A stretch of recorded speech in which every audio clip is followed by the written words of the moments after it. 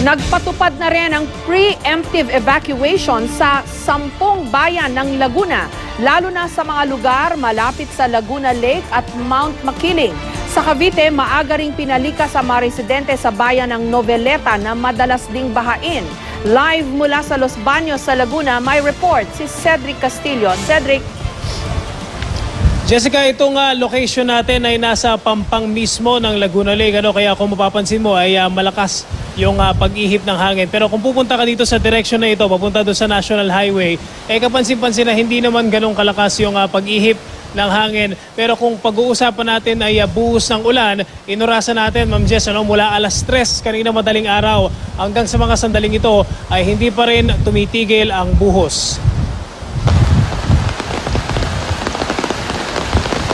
Gumuguhong lupa at rumaragas ang ilog. Ito ang mga peligrong kinakaharap ng mga residente ng Barangay Bambang sa Los Baños na malapit sa paanan ng Mount Makiling. Kaya naman 2 araw bago manalasa ang bagyong Ruby, sa pilitan ng inilikas ang mga residente. Pero pasado alas 2 ng hapon kanina, muling binalikan ng mga kawani ng Philippine Army at Disaster Management Officers ang lugar. May mga residente kasing nagmamatigas at patuloy pa rin nananatili roon. Nadatnan parami ng isang inang kasama ang kanyang paslit na anak. Bababa na po kami, hindi ko promise po, bababa po kami. Sa isang bahay naman, nakipagtalo pa sa mga otoridad ang isang ali. Tapos napasok pa yung bahay ko, nawala pa yung cellphone ng anak ko. Napakahalaga po yun kasi walang komunikasyon kami.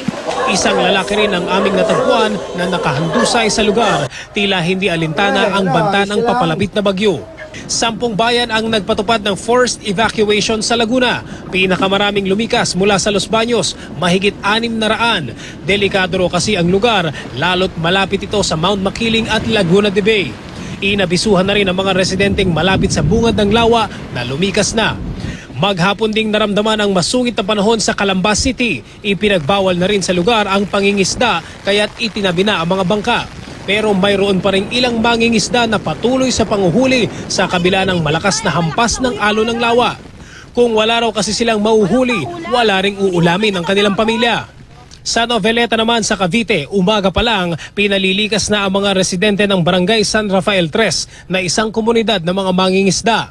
Ang mga residente, itinali na ang kanilang mga bahay, lalo na ang mga bubong.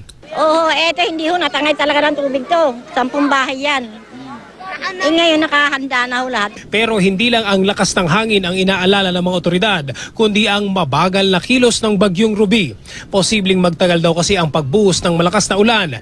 Catch basin kasi o pinakamababang lugar sa buong Cavite ang bayan ng Noveleta. Kaya't flood prone ang 16 na barangay na sakop nito. Pag malakas po ang ulan at lumakas ang tubig sa dagat, lumaki, hindi nyo na po makikita yung mga kalye na yan. Kaya may hirapan po at ang mga damit nila, para kaya namin maaga pinalilikas para tuyo pa. Kasi kung malakas na ang ulan, basa lahat, mahihirapan sila sa evacuation center. Karamihan lumikas na pero may ilan pa ring piniling manatili sa kanilang mga tahanan.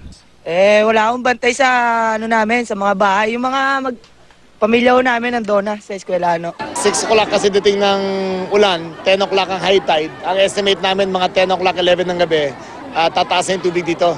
Kaya bago pa pangyari yun, namimigay na kami ng pagkain para hindi sila maghahanap na, hindi sila lalabas dito.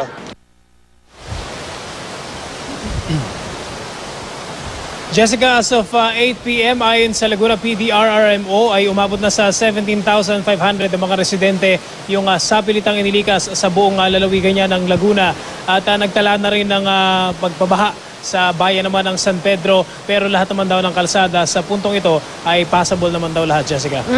Cedric, sa tingin mo, ano ang naging sikreto at ngayon napasunod ng mga otoridad yung mga kababayan natin na mag-evacuate? Kasi medyo talagang likas na may mga matigas talaga ang ulo lalo't yung iba naman sinasabi walang magbabantay dun sa bahay namin. Katulad nga nung isang alien na na-interview mo nawalan nga agad ng cellphone yung kanyang anak, di ba? Pero given all of this time, ano ang naging susi? Bakit napasunod ng mabilis ang marami nating mga kababayan?